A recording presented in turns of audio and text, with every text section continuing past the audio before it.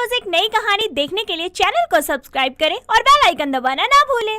कनिका शीशे के सामने खड़ी साड़ी बांधने की जद्दोजहद में लगी हुई थी। तभी साड़ी की प्लेट्स खुल जाती है और उसकी माँ शालिनी वहाँ आती है। तभी कनिका दुखी होकर बोलती है, माँ ये क्या 6 मीटर की लंबी बला पकड़ा दी है आपने मुझे। अरे पिछले 2 घंटे से इसे बांधने की कोशिश कर रही हूँ, मजाल है जो बंध जाए। जिस तरह से तू बांध रही है ना, 2 घंटे और नहीं बंधेगी। अरे जीन्स पहनकर भी कभी साड़ी बंधी है क्या? अरे माँ मैंने सोचा कि एक बार जीन्स के ऊपर पहनकर ट्राई कर लेती हूँ, लेकिन इस साड़ी की प्लेट्स बार बार उल्टी सीधी हो जाती है। मैं क्या करूँ? अगर इतनी मेहनत लगेगी ना तो मैं तो सूट ही पहनूंगी। अच्छा, लड़के वालों के सामने तो सूट पहन लेगी, लेकिन शादी के बाद तो साड़ी ही पहननी है ना, तो सीखने की कोशिश कर, समझी? इसलिए मुझे साड़ी बिल्कुल पसंद नहीं है। कभी यहाँ से मोड़ो, कभी यहाँ से मोड़ो। अरे इससे अच्छा तो सीधा सीधा लपेट लो। पतंग का मांझा नहीं है जो लपेट ली और चलती बनी। साड़ी है, तरीके से पहनी जाती है। सीधी खड़ी रह, मैं पहनाती हूँ। अरे माँ भी रहने भी दो ना, बन जाएगी तो संभलेगी भी नहीं मुझसे। चुप कर नालायक, खाली बकवास करवा लो, मैं पहना रही हूँ ना। इतना कहकर शालिनी उसकी मदद करती है और कुछ देर में कनिका साड़ी पहनकर तैयार हो जाती है और खुद को शीशे में देखकर बोलती है, चलो जैसे तैसे आखिरकार ये साड़ी बंध ही गई। पर माँ ये साड़ी मुझे कुछ खास नहीं लग रही। आप मुझे कोई अच्छी सी साड़ी पहनाती ना। मुंह बंद कर, अच्छी साड़ी कल पहनियो। इस साड़ी को तो जमीन पर लहरा लहरा कर तूने सत्यानाश कर दिया।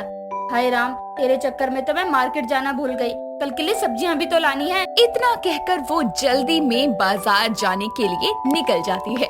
अगले दिन कनिका अपनी माँ की दी हुई सुंदर सी सिल्क साड़ी पहनकर तैयार हो जाती है। कुछ ही देर में लड़के वाले भी वहाँ आते हैं।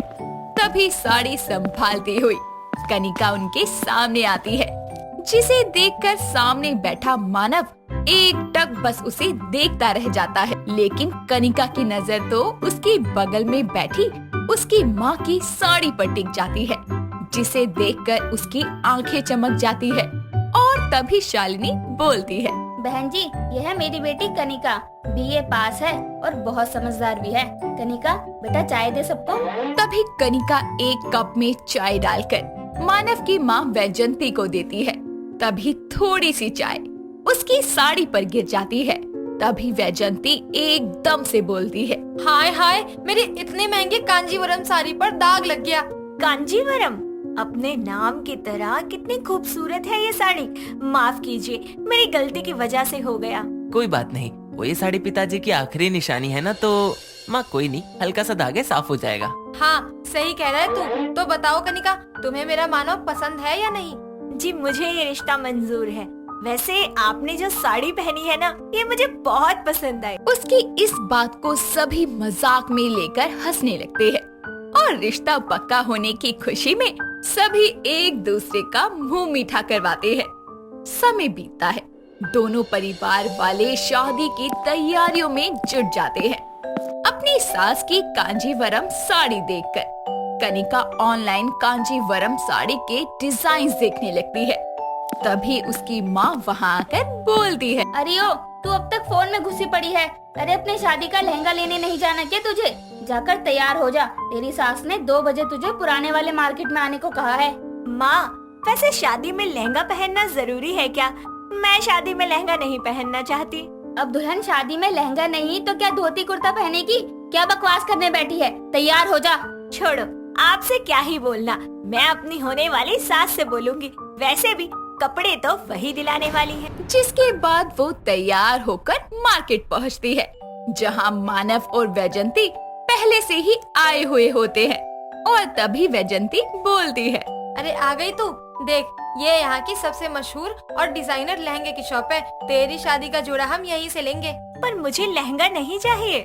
तो क्या चाहिए कनिका? मेरी इच्छा है कि मैं अपनी शादी पर कोई बढ़िया सा लहंगा नहीं, बल्कि एक सुंदर सी कांजीवरम साड़ी पहनूं।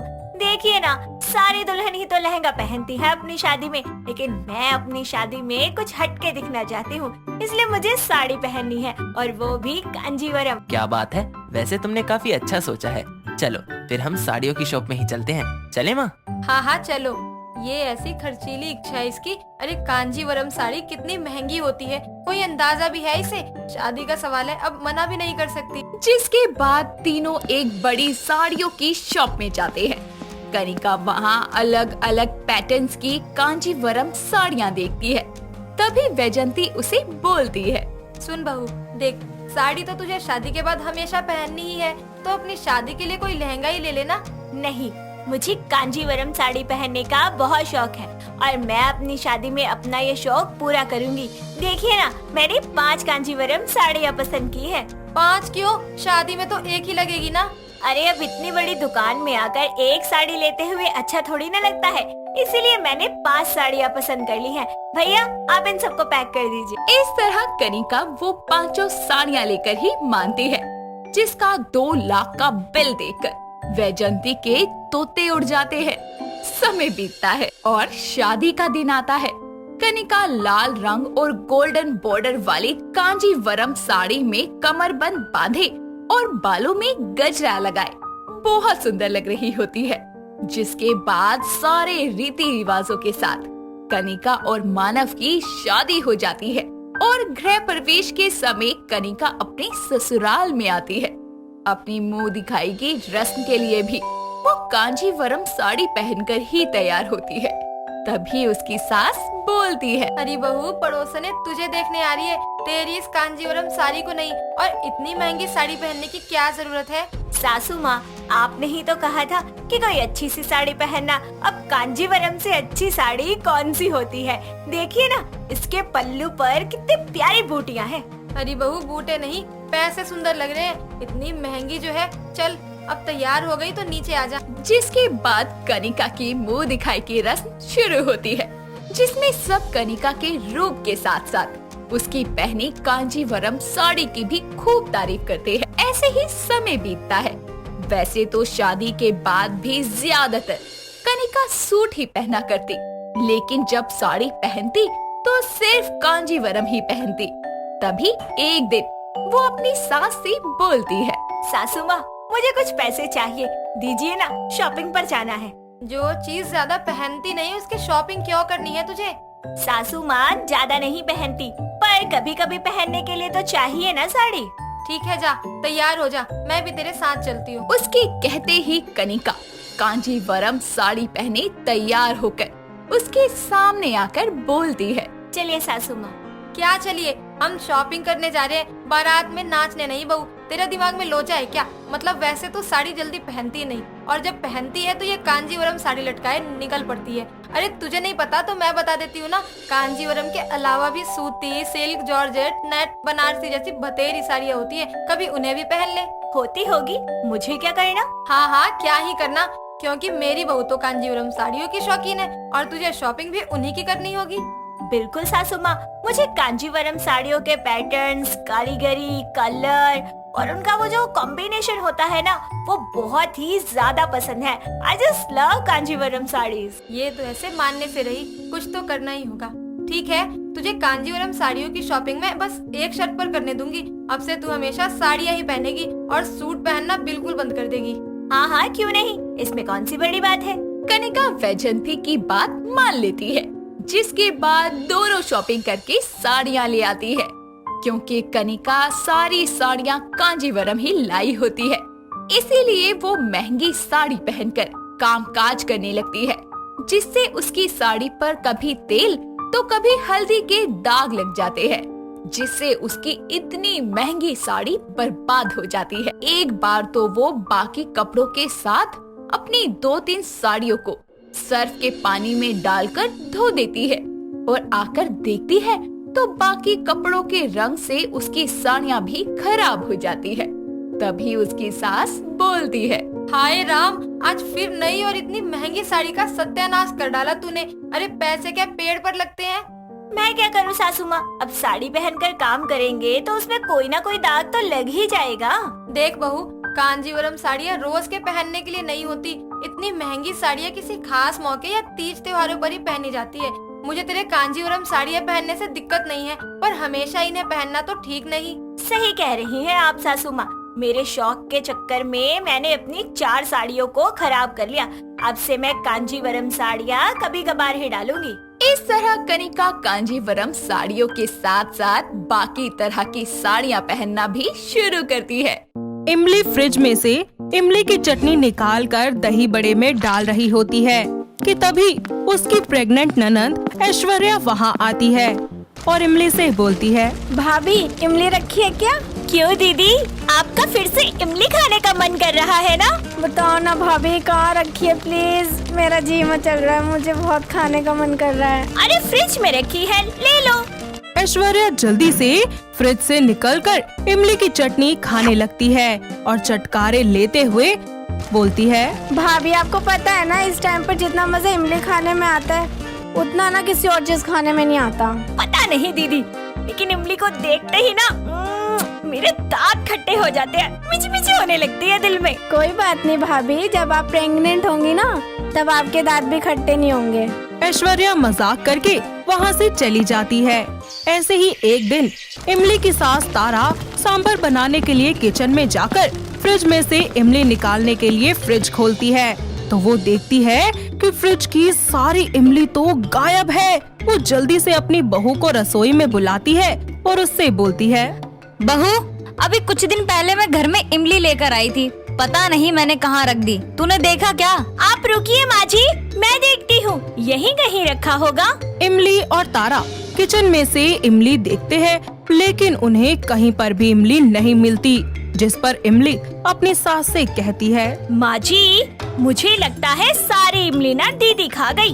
वैसे भी वो बहुत इमली खाती हैं और प्रेगनेंसी में तो आपको पता ही है कि खट्टा खाने का कितना मन करता है। पर अभी ऐश्वर्या कहाँ है? माँ जी कैसी बातें कर रही हैं? आज सुबह ही तो दीदी गई है, इतनी जल्दी भूल गई? तारा अपनी बहू की बात पर यकीन कर लेती है और सांभर बनाने का प्लान पोस्टपोन कर देती है। अगले हफ्ते वो फिर से मार्केट जाकर बहुत सारी इमली लेकर आती है और अपनी बहू के हाथों में थमाकर उसे रखने को कहती है, जिसे देखकर इमली के मुंह में पानी की बाढ़ आ जाती है और वो मजे से छुप छुप कर इमली खाने लगती है और कुछ ही दिनों में वो सारी की सारी इमली को चट कर जाती है। ऐसे ही तारा इमली और अम्बी की चटनी बनाने के बारे में सोचती है और वो फिर से इमली ढूंढती है तो उसे मिलती ही नहीं है, जिस पर एक बार फिर वो अपनी बहू से कहती है, इमली बहू, इमली बहुत जल्दी खत्म हो गई, क्या बात है, कुछ बनाया था क्या तूने? वो माँ जी, घर में टमाटर नहीं थे तो मैंने सब्जी में डाल दी, और वो जो आपने आम पन्ना खाया था ना, मैंने उसमें भी तो डाली थी, बस ऐसे ही खत्म हो गई थोड़ी थोड़ी करके। अरे बहू बता तो देती, मैं और इमली ले आती। तारा इमली की बातों पर ज्यादा ध्यान नहीं देती और वहाँ से चली जाती है, लेकिन इस महीने वो घर के राशन के साथ में इमली नहीं लेकर आती। पर घर में इमली खत्म होते ही इमली खुद जाकर मार्केट से ले आती है और घर के कोने में जाकर उस पर नमक लगाकर चटकारे मारकर उसे खाने लगती है। तभी वहाँ पर तारा आकर उसे ऐसे इमली खाते हुए देख लेती है और उसके पास जाकर उससे बोलती है, इमली बहू, तू इमली खा रही है, पर मैंने तो इस बार मार्केट से इमली लेकर आई ही नहीं। हाँ माँ जी, वो घर में इमली खत्म हो गई थी तो मैं ले आई, डिशेस बनाने में काम आती रहती है ना।